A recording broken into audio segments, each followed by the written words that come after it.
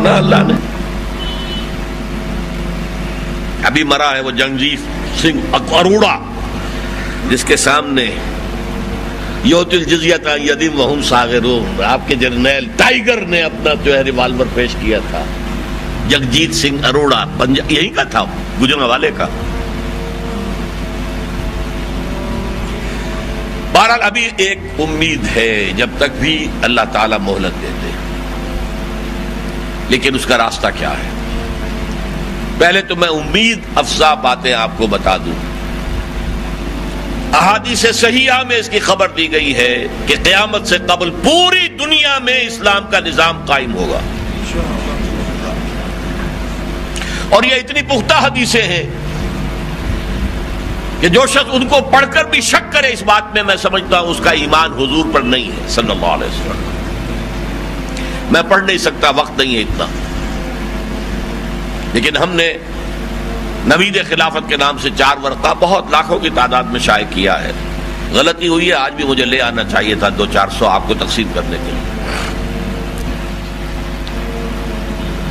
دوسرے اشارے ہیں. یہ پہلی بات تو ایسی ہے 100% کہ جس میں شک نہیں مجھے.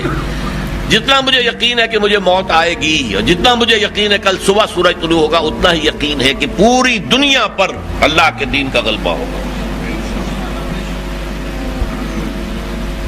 اس وقت یہودی اور عیسائی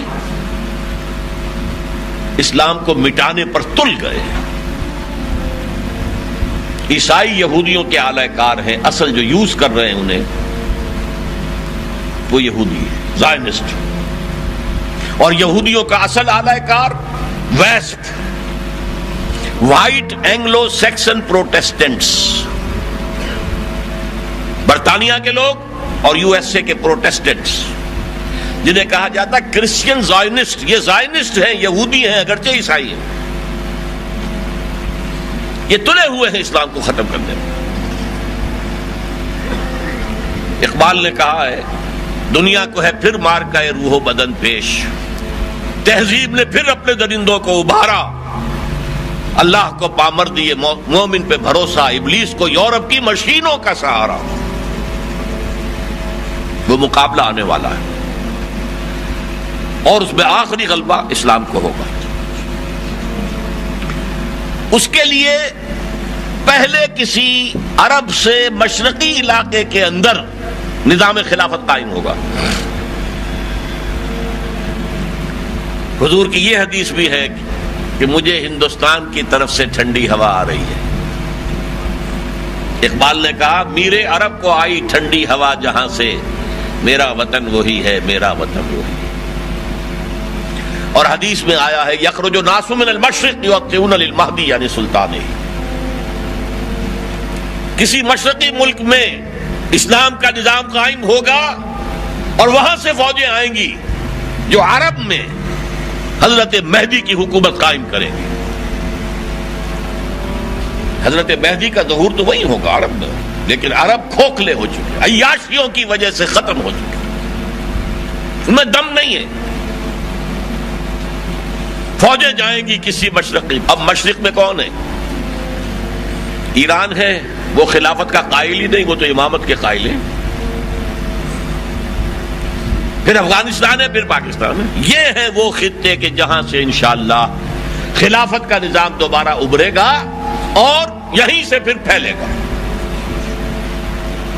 لیکن کیسے ہوگا؟ میرے نزدیک بڑی مہلت میرے اور آپ کے پاس کم رہ گئی ہے کہ پاکستانی قوم میں 2 سطحوں پر توبہ کا عمل شروع ہو جائے. دیکھیے تمام رسولوں کی تاریخ میں ایک ایکسیپشنل مثال ہے حضرت یونس علیہ السلام کی.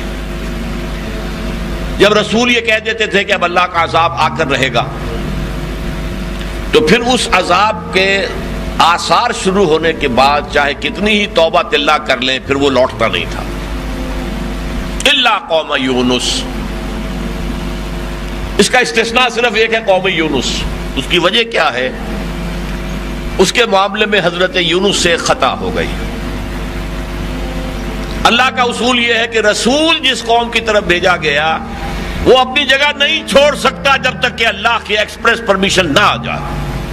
آپ نے سنا ہوگا سیرت میں کہ ہجرت مدینہ کا عام اعلان حضور نے کر دیا تھا، جو جا سکتا ہے چلا جائے، چلے جائیں، کہ اپنے لیے منتظر تھے۔ حضرت ابوبکر پوچھتے تھے جی اجازت آ گئی؟ نہیں، ابھی نہیں آئی۔ اجازت آ گئی؟ نہیں آئی۔